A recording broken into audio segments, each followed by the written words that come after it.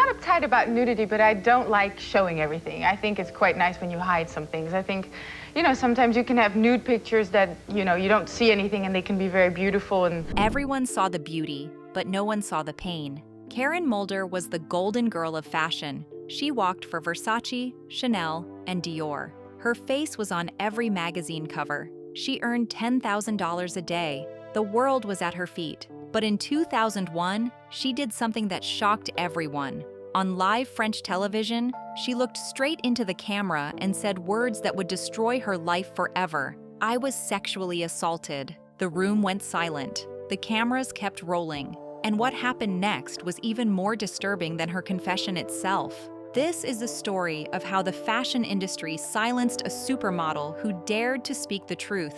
A story so dark, it will change how you see the glamorous world of modeling forever. Chapter 1. The Rise of a Supermodel. well, there are models that do a lot of things that you see everywhere in magazines, but people don't actually know their name.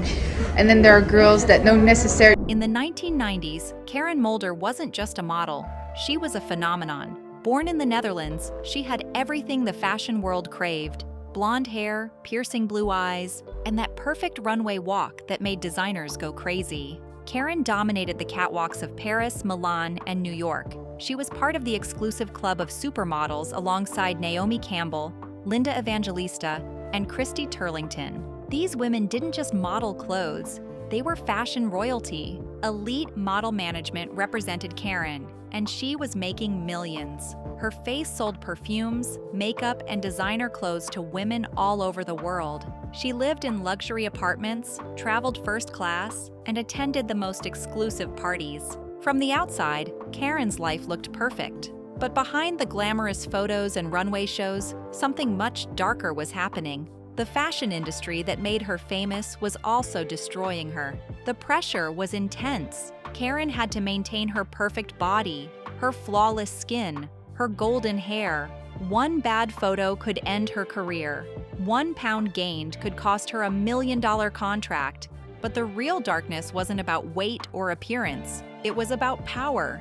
And the men who controlled that power had plans for young, beautiful women like Karen. Chapter 2. The Dark Side of Beauty. There's a lot of traveling, and there's a lot of pressure on you, I suppose, to get to bed early and to eat the right things and to always be fit. Behind the bright lights and beautiful clothes, the modeling world had a sinister secret. Young girls, some as young as 14, were being controlled by powerful men who saw them as objects, not people. Karen was living this nightmare. She was being passed around by executives, photographers, and wealthy clients. These men treated models like toys, something to use and throw away when they got bored. Gerard Marie was one of these men. As the president of Elite Paris, he had complete control over Karen's career. He decided which jobs she got, which photographers she worked with, and how much money she made. But his power went far beyond business. Karen later revealed that girls were being drugged at parties, hypnotized, and forced into situations they never agreed to. The modeling agencies that were supposed to protect these young women were actually selling them. Police officers were involved. Royal figures were part of the system. It was a network of abuse that reached the highest levels of society, and if you tried to speak out, you were silenced. Karen watched other girls disappear from the industry after they complained. Some had accidents, others just vanished. The message was clear: stay quiet or face the consequences. For years, Karen carried this burden. She made her money, smiled for the cameras, and pretended everything was fine. But inside, she was dying. The trauma was eating away at her soul. By 1997, at just 29 years old, Karen couldn't take it anymore. She walked away from modeling without any explanation.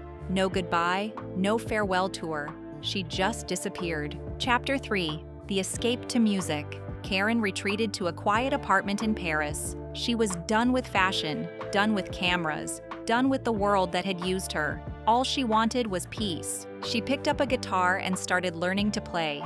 Music became her therapy. She wrote songs about her pain, her experiences, her struggle to find herself again. For the first time in years, she felt human. Marianne Faithfull, the famous rock singer, helped Karen learn to sing. Marianne understood what it meant to survive in a world that wanted to destroy you. She taught Karen that music could heal wounds that nothing else could touch. For 4 years, Karen stayed hidden. 4 years of recovery, of trying to forget the darkness she had lived through. 4 years of learning how to be Karen Mulder, the person, not Karen Mulder, the product. Her former colleagues in fashion thought she was crazy. They couldn't understand why she would give up $10,000 a day to play guitar in a small apartment. But Karen knew something they didn't. Money wasn't worth your soul. She recorded a song, something beautiful and sad that captured all her pain. The melody was haunting, her voice fragile but strong. It was the sound of someone who had been broken but refused to stay that way. In 2002, the phone rang. The producers of Tout le monde en parle, France's biggest talk show, wanted her as a guest. Her single had just entered the charts. It seemed like the perfect time for a comeback. Karen agreed to the interview. She thought she would just talk about her music, her new life, her journey from modeling to singing. She had no idea that this decision would change everything. Chapter 4. The night. Everything changed. October 2002. The studio was packed with excitement. Karen walked in looking elegant as always, but something was different. Her hands were shaking. She kept wiping them on her dress. The host, Thierry Ardisson, seemed nervous too. There was tension in the air that no one could explain. The cameras started rolling, and at first, everything seemed normal. They asked Karen about her music, her time away from modeling, her plans for the future, standard interview questions that she answered calmly. But then something inside her snapped. "I was sexually assaulted," she said suddenly. Her voice wasn't rehearsed or calculated. It was raw, emotional, desperate. The studio went completely silent. But Karen didn't stop there. She started naming names. Gerard Marie, the man who controlled her career at Elite, police officers who were part of the system, even members of royal families. She talked about girls being trafficked, drugged, and abused. She described a network of powerful men who treated young models like property. She gave specific dates, places, and details that were too precise to be made up. The host tried to change the subject, but Karen kept talking. She wasn't having a breakdown. She was finally telling the truth. 20 years of silence was pouring out of her all at once. In the control room, panic. The show was live on national television. Millions of people were watching France's most famous supermodel accuse some of the most powerful men in the country of horrific crimes. The producers made a decision that would haunt Karen forever. They destroyed the master tape. They claimed it was to protect her, but really, it was to protect the men she had named. Within hours, the official story was set. Karen Mulder had suffered a mental breakdown on live TV. She was disturbed, delusional, not to be trusted. The media focused on her meltdown, not her accusations. But if she was really crazy, why destroy the evidence? Why not let her words be proven false? Why erase everything she said? Chapter 5. The silencing. The morning after the interview, Karen's world collapsed. The media called her crazy. The people she had accused denied everything. Her own friends started avoiding her calls. Then came the knock on her door. It was her sister Saskia, who had flown in from the Netherlands. Saskia claimed Karen needed help, that she was having a mental breakdown and needed professional care. Karen was taken to Villa Montsouris, an exclusive psychiatric facility in Paris. This wasn't a regular hospital. It was a place where wealthy families sent relatives they wanted to disappear. For 3 months, Karen was locked away. She was heavily medicated, unable to give clear statements to anyone. Meanwhile, French prosecutors were trying to investigate her claims, but how could they question a witness who couldn't speak? And here's the most chilling part. Gerard Marie, the man Karen had accused on television, was paying for her treatment. The person she said had abused her was now controlling her recovery. Her parents spoke to the media, but they didn't talk about abuse. Instead, they blamed drugs and eating disorders. They said Karen had never mentioned assault before, that she was confused and unreliable. Karen's former friends from the modeling world stayed silent. They had heard her stories before, in private moments when she cried and told them what was happening. But they also knew what happened to girls who spoke out. Carla Bruni, who used to be Karen's best friend, was moving on with her life. She was dating intellectuals and politicians, staying far away from anything controversial.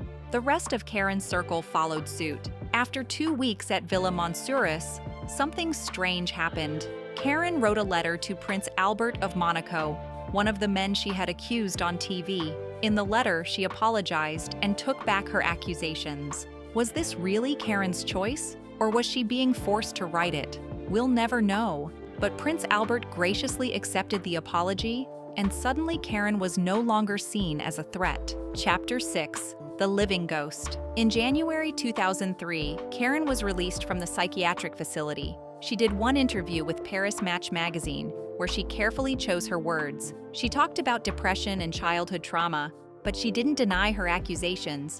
She just said she had gone too far. The world had moved on.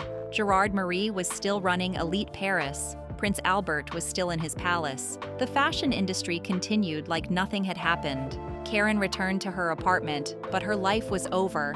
No agency would represent her. No magazine would hire her. She had become a cautionary tale about what happens when you bite the hand that feeds you. She tried to rebuild with music. She released a song called I Am What I Am, about accepting yourself. It reached number 13 on the French charts, but the irony was crushing. She had revealed who she really was, and the world had punished her for it. Sleep became impossible. Eating was a struggle. The memories of what she had done and what had been done to her haunted her every moment. Her former fiancé, Jean-Yves Le Fur, would call occasionally. He had known Karen before she became famous, and he knew she wasn't crazy, but even he kept his distance, making only brief check-ins. Throughout 2003, Karen became more isolated. She stopped answering emails, stopped seeing friends, stopped living. Her apartment grew dark as she learned the lesson the world had taught her. Beautiful women who talk too much get silenced. By December 2003, the loneliness had become unbearable. On a cold winter night, sitting alone in her apartment, Karen made a decision that nearly ended everything. Chapter 7: The Darkness Almost Wins. December 10, 2003. Karen sat in her apartment surrounded by silence. The sleeping pills from Villa Monsuris were still in her cabinet. Pills that were supposed to help her heal were now her escape plan. She took them all. No note, no goodbye, no explanation. Maybe she thought there was nothing left to say. Maybe she believed no one would miss her anyway. Jean-Yves Le Fur saved her life. When she didn't answer his calls, he got worried. He still had a key to her apartment, and he found her barely breathing on the floor. The ambulance ride to the American hospital was a blur. Doctors worked through the night as Karen slipped into a coma. It wasn't certain she would survive. When she woke up the next day, Karen didn't feel saved. She felt punished. Even death had rejected her. The psychiatrists diagnosed her with severe depression, the same label the fashion industry used for women who spoke too much truth. Her parents arrived, but instead of comfort, they brought judgment. They were more worried about family reputation than their daughter's life. How would this look in the neighborhood? What would people think? Karen no longer cared about reputation. She had tried to leave this world, and even that had failed. She was trapped in a life that didn't want her, but wouldn't let her go. Chapter 8: The Truth That Came Too Early. Years passed quietly. In 2006, Karen found new meaning when her daughter Anna was born. Motherhood gave her something to live for, someone who loved her without conditions, without judgment. In 2007, she walked in one final fashion show for Christian Dior, alongside her old friends Naomi Campbell and Linda Evangelista. For a moment, she was Karen Mulder, the supermodel again. The crowd cheered, the lights blazed, and time stood still. But it was just a moment. The applause faded, and she returned to her quiet life as a single mother, living in the shadows of her former fame. In 2017, everything changed. Harvey Weinstein's empire collapsed, and suddenly, women everywhere were speaking out. The Me Too movement swept across the world, and people finally started believing survivors. In 2021, 20 years after Karen's television confession, 11 women came forward with accusations against Gerard Marie. They told the same stories Karen had told, named the same names.